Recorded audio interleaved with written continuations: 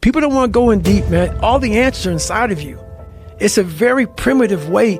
How this book is written, it's primitive. It's very barbarian. It's how we all think. It's how man once walked the earth. And then we get all soft and all these computers and shit. And we start going away from the most powerful thing we have is our fucking brain, is our mind. And we don't use it anymore. So, it's like everything has to be so quick. I literally put myself in a fire repeatedly like a sword. You put a sword in a fire repeatedly and repeatedly. If you keep on doing that, you're going to get a nice sword. And then you keep on beating it. You got to beat the shit out of it. And that's what I am. Yeah. I became that. I said, okay, we can't quit. We got to figure out why you are this pussy. Why are you this pussy, man?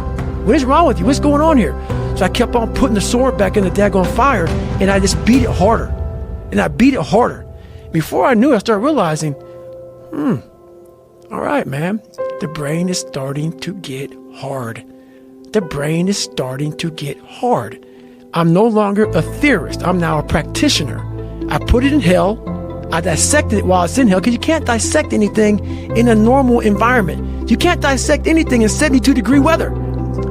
I had to invent a guy that can take any pain, any suffering, any kind of judgment, be called nigger, be called whatever the fuck in the world, and give a stand in the fucking room and say, go fuck yourself. I didn't stop anymore from there. And I started realizing through this process that the fucking mind is what you created. And I started opening different doors that I didn't think were even there, that I didn't think even existed. And the more doors I opened up, the more I started realizing that my potential is damn near endless.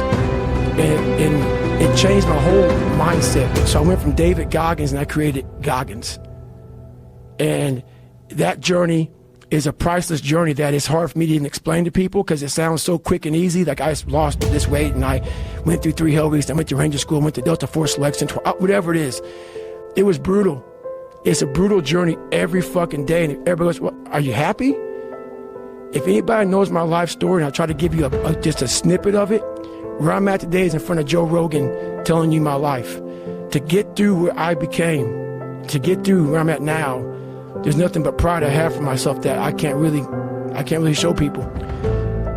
You may get some results from it, but they're not permanent. The permanent result comes from you I say it all the time, you have to suffer.